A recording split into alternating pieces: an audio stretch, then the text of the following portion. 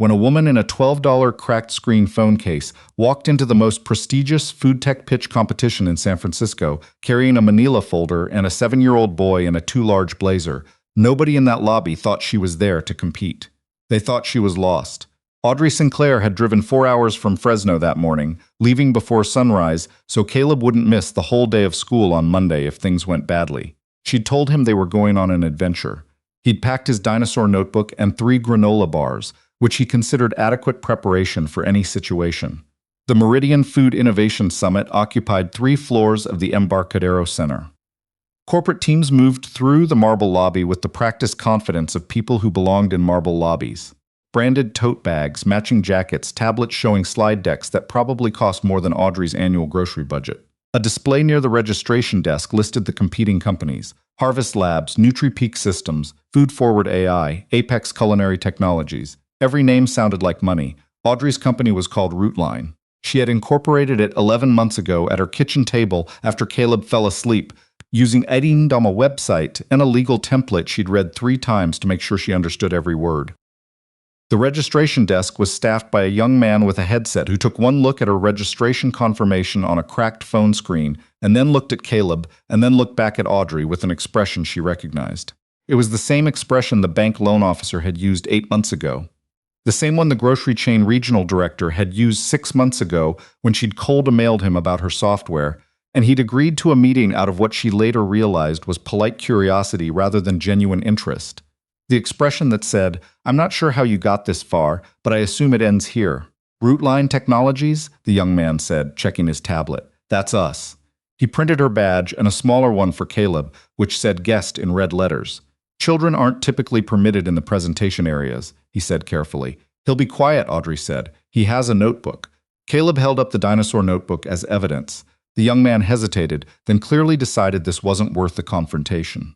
"Pitches begin at 2. You're in the 4th slot. There's a waiting area on the 2nd floor." They found the waiting area. Caleb immediately identified the best chair, a low armchair near a window where he could watch the bay, and settled into it with his notebook and a granola bar. Audrey sat beside him and reviewed her notes for the 100th time, though she didn't need to. She knew every number, every projection, every line of code that had produced those numbers. She knew them the way you knew things you'd built during the worst year of your life, because you needed something to hold on to.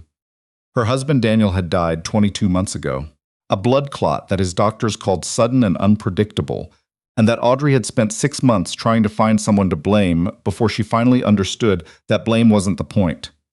The point was that Caleb was 5 when it happened, and now he was 7, and he still sometimes reached for a hand that wasn't there when something surprised him. The software had started as a distraction. She'd been a supply chain analyst before Caleb was born, before she and Daniel had decided she'd stay home for a few years, before years became a permanent restructuring of everything she'd planned. After Daniel died, she'd gone back to freelance work. Spreadsheet analysis for small food businesses, the kind of unglamorous contract work that paid enough to matter and not enough to breathe easily. She'd noticed something in those contracts. Small food producers, local farms, regional distributors, independent grocery chains were hemorrhaging money through waste and inefficiency that nobody had bothered to solve because the margins were too thin to attract serious tech investment and the operations were too complex for off-the-shelf software. She'd started building a solution in the hours after Caleb went to bed. 11 months of nights. More than 300 hours of work that she couldn't bill to any client because it wasn't for any client yet. Rootline tracked food supply chains in real time, predicted spoilage windows before they became losses, optimized delivery routing to reduce fuel costs, and generated waste reports that showed exactly where money was disappearing. She'd tested it with 2 small clients, a produce distributor in Bakersfield and a regional food bank network. The results were more than she'd projected. She hadn't told anyone outside those 2 clients what the results actually were, not because she was hiding them, because she knew that when she said them out loud in a room full of people with venture capital backing and professional pitch coaches, they would sound like a mistake. At 12:30, the elevator doors opened, and the lobby energy shifted in that particular way that meant someone important had arrived. Catherine Voss walked through the Embarcadero lobby like she owned it, which in some meaningful sense she did. She was 41 years old, the CEO of Apex Culinary Technologies, one of 3 companies in the country that had genuinely transformed how large restaurant chains managed their food service operations. She had been named to Forbes's list of most powerful women in business for the past 4 consecutive years. She had a master's degree from Stanford and had been the subject of 3 Harvard Business School case studies. She was also, from what Audrey had read, genuinely brilliant at identifying what worked and destroying what didn't. The entourage that moved with her included her COO, 2 senior engineers, a communications director, and a man in a charcoal suit who appeared to have no function except to hand her things. She moved through the lobby with the practiced efficiency of someone whose time was measured in significant fractions. Audrey watched from the second-floor railing as Catherine paused near the participant display. Her eyes moved down the list of competing companies. When she reached Rootline Technologies, she stopped. She said something to the man in the charcoal suit. He pulled out a tablet, searched something, and shook his head. Catherine's mouth curved very slightly. Not a smile exactly. More like the brief expression of someone who has confirmed a suspicion. She moved on without looking up. Caleb appeared at Audrey's elbow. "Is that the boss lady?" "One of them, yeah. She looks like she's always in a hurry." "Some people are," Audrey said. "Come on, let's get you some water." The presentation room was larger than she'd expected. Not an auditorium, but close. Tiered seating for perhaps 200 people, a stage with a podium and a screen and professional lighting that would make everyone look either authoritative or terrified depending on which they were. The first 3 pitches went exactly as expected. Harvest Labs presented a blockchain-based food traceability system that was genuinely impressive and clearly expensive. NutriPeak Systems had an AI nutritional analysis platform that the judges questioned carefully about accuracy at scale. Food Forward AI presented a demand forecasting tool with beautiful visualizations and a customer acquisition pipeline that made Audrey think about how much money could make other money if you already had enough of it. The judges were 5 people, 2 venture capitalists, a food industry veteran who'd run supply chain operations for a major retailer for decades, a logistics professor from UC Berkeley, and Catherine Voss, who was apparently judging the competition she was also competing in, which Audrey had thought was strange when she'd read the event program until she realized that Catherine Voss was the kind of person who made the rules of any room she entered. Between the 3rd and 4th pitches, there was a brief intermission. Audrey used it to find the restroom and splash cold water on her face and have a conversation with her reflection that she'd had versions of many times over the past 2 years. "You know what you built. You know what the numbers say. Go say them out loud."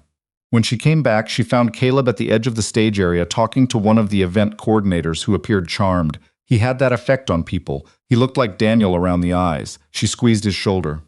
"Ready to watch Mom do something terrifying?" "You're not scared," he said confidently.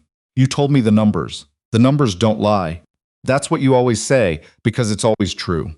He grinned and found a seat in the front row, dinosaur notebook open, pencil ready. Like he was there to take notes, like this was perfectly normal. Audrey Sinclair, Rootline Technologies, the moderator announced. She walked to the podium. The room had a particular quality of attention that was different from the earlier pitches. She could feel it.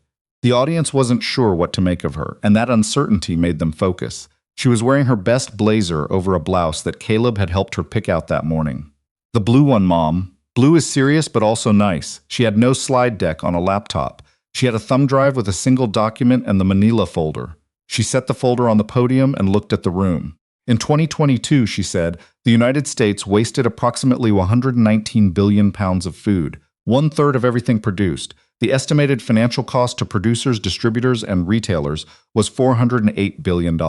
She let that number sit. "I'm not here to tell you that's a tragedy because you already know it's a tragedy. I'm here to show you what I built to fix part of it. No introduction, no personal story.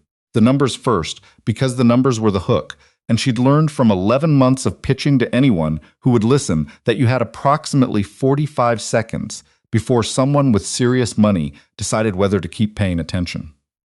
She plugged in the thumb drive and opened the dashboard. Rootline's interface appeared on the screen behind her.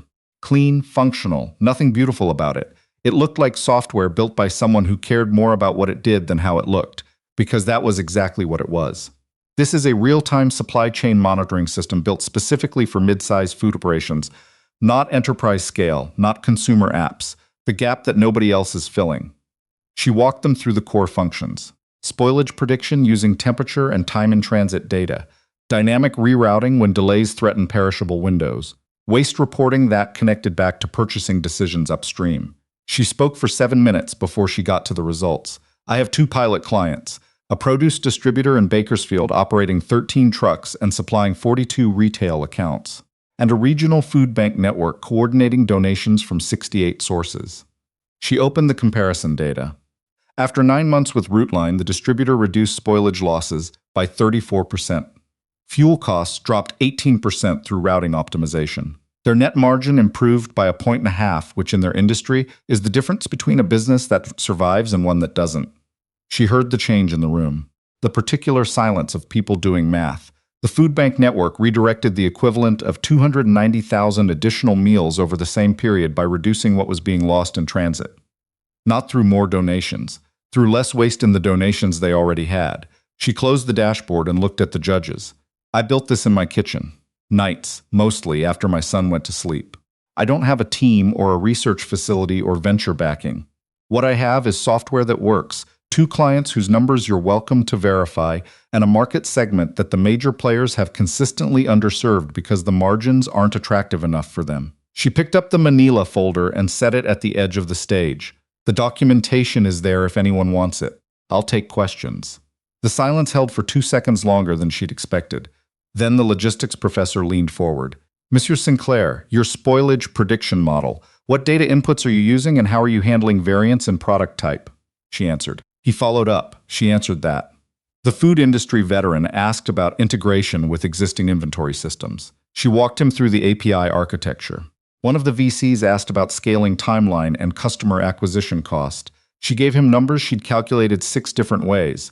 Catherine Voss had not asked anything yet. She sat at the end of the judge's table with her hands folded and her expression the same careful neutral it had been since Audrey walked out. After 12 minutes of questions, Catherine spoke. Ms. Sinclair. Her voice was measured, professional, carrying the particular authority of someone who had been the most important person in every room they'd entered for the past decade. I want to understand the funding picture. You've built this independently with no outside investment? Correct. And your current infrastructure? Servers, hosting, maintenance? I'm running on a mid-tier cloud service. Monthly cost is $340. I've kept overhead minimal because I needed the software to be viable for clients who can't absorb significant cost increases. $340 a month, Catherine repeated, not mocking exactly, something closer to disbelief trying to maintain its manners. And you believe this is production ready for clients beyond the pilot stage? I believe the 2 pilots demonstrated it's production ready, yes. Catherine looked at the data still visible on the screen. The 34% spoilage reduction. What was the baseline measurement methodology? How do you know that number is accurate and not a function of other operational changes happening simultaneously? It was a good question. A genuinely good question, the kind that came from someone who actually understood what she was looking at. I established baseline metrics with both clients before implementation and controlled for seasonal variance in the produce client's data. I can walk you through the methodology. It's in the documentation. I'd like to see it. Of course. Catherine's expression hadn't changed, but something had shifted underneath it. She wrote something on the notepad in front of her. The food industry veteran was already reading through the manila folder that an assistant had brought to the judge's table. That's sufficient for now, the lead judge said. Thank you, Miss Sinclair. Results will be announced at the evening reception. Audrey walked off the stage. Caleb was standing at the edge of the front row, and when she reached him, he grabbed her hand with both of his.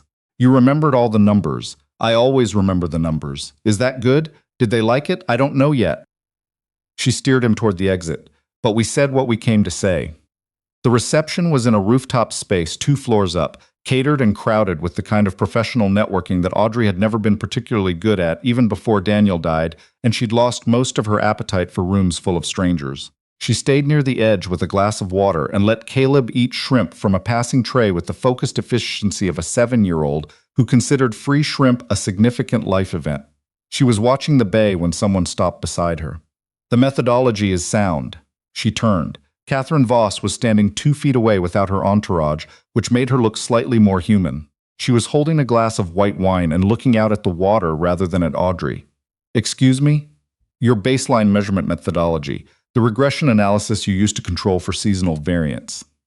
Catherine finally looked at her. Up close, the composed authority was still there, but something else had worked its way to the surface. Something that looked almost like fatigue.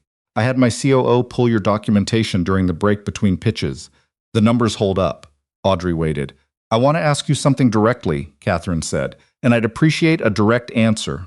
All right, why food distribution? Specifically the mid-market segment, you clearly have the technical capability for applications with larger revenue potential. Why this? It was the question Audrey had been expecting and also not expecting, because the people who usually asked it were looking for an answer about market opportunity and strategic positioning. Catherine looked like she was asking something else. Because it's where the problem is, Audrey said. The large distributors have solutions. The enterprise players have Apex and systems like it. She didn't say that as a jab. It was just true. The people who are actually losing product and money are the operations too small for enterprise software and too complex for off-the-shelf tools. A produce distributor running 13 trucks doesn't have an IT department. They have a manager who's also doing 3 other jobs.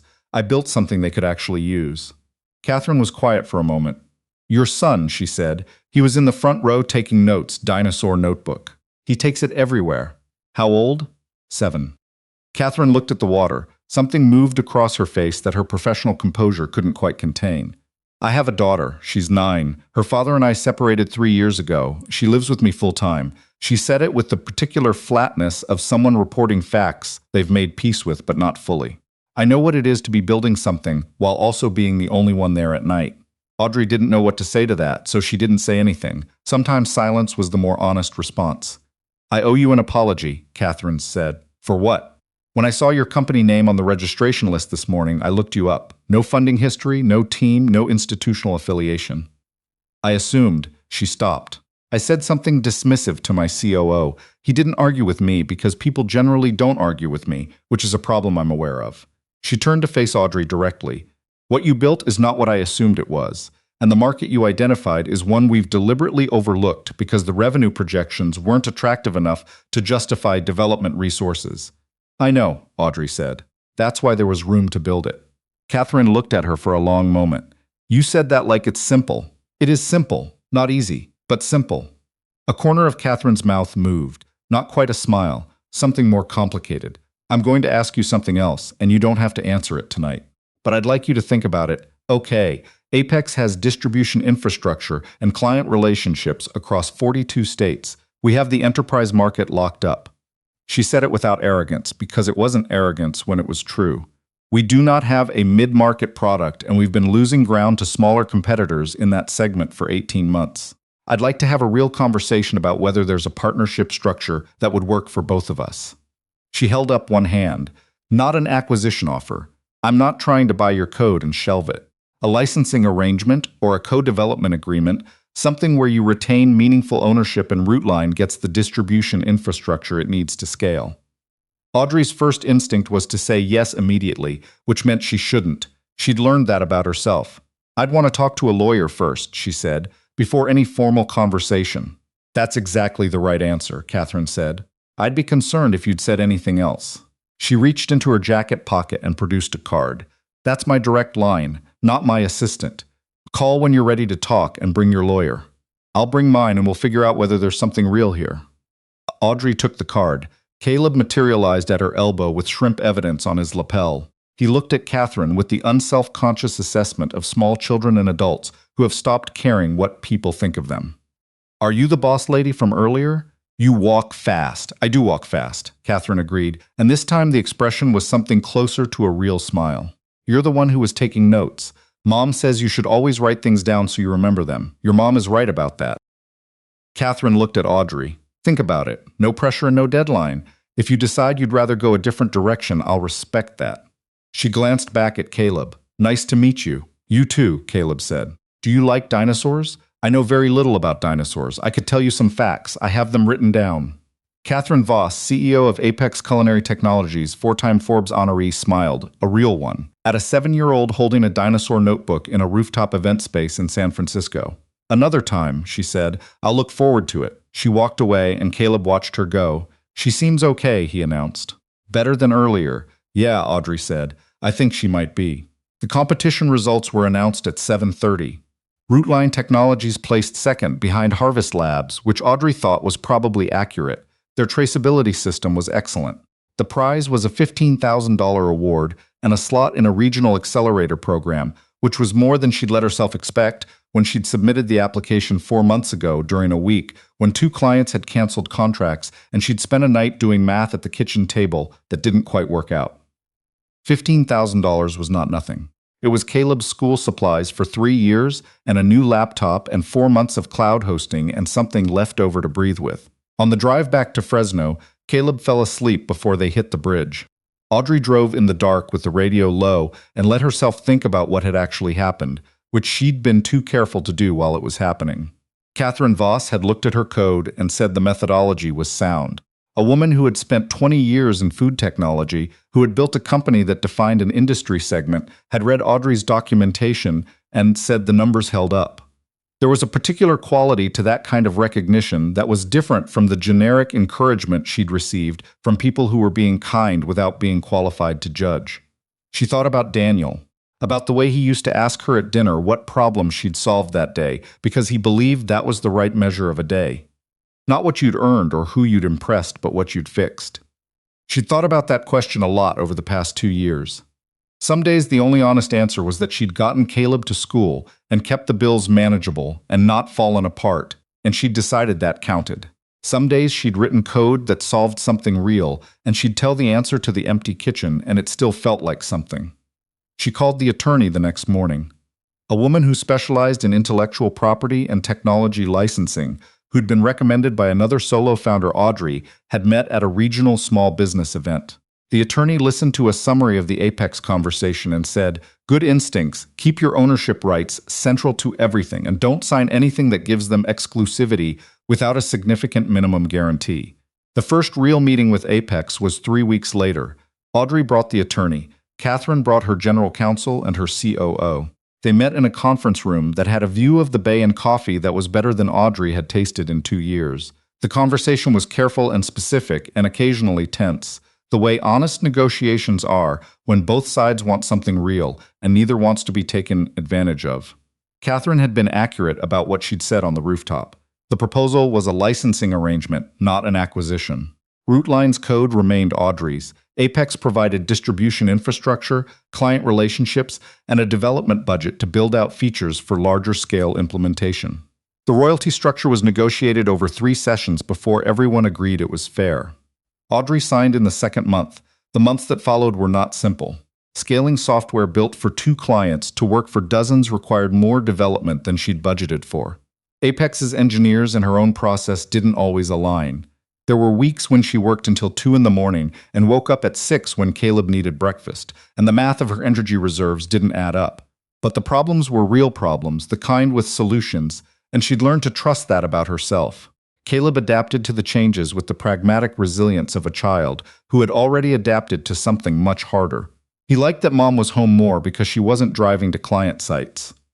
He was neutral about the fact that her phone was now always making sounds. He strongly approved of the new laptop, which was faster and didn't freeze during his Saturday morning cartoon rotation. A year after the summit, the first Apex clients using Rootline's integrated system began reporting results. The numbers were consistent with the pilot data, which was the outcome Audrey had expected, and also the one she'd stayed up worrying about because expectations and reality had not always matched in her experience. A food industry journal ran a profile on the partnership. The journalist focused on the summit story, the woman with the cracked phone case, and the kid with the dinosaur notebook who'd walked into a room full of venture-backed companies and placed second. And Audrey read the article in her kitchen at 7 in the morning and felt something she hadn't felt in a while. Not pride exactly, more like evidence. Evidence that the work had been real, that the years of nights had added up to something that would outlast the grief that had started them. Catherine called her after the article ran, not about business, just to say she'd read it and thought it was well done. The dinosaur notebook got a mention, Catherine said. Caleb was furious he wasn't quoted directly. He had opinions about that. He said he gave the journalist some excellent facts about the Cretaceous period, and she chose not to include them. Catherine laughed. A real one. Audrey had learned to distinguish her laughs by then, the professional courtesy laugh and the actual one, which was rarer and worth more. For what it's worth, he made an impression. My daughter asked me after I came home from San Francisco if I'd met any interesting people. I told her about the boy with the notebook. She said I should have asked about the dinosaurs. She sounds like she has good judgment. She does. Better than mine, sometimes. A pause. I wanted to say something I've been meaning to say about the summit. The assumption I made when I saw your company on the list. You already apologized for that. I apologized for what I said. I haven't fully reckoned with why I said it.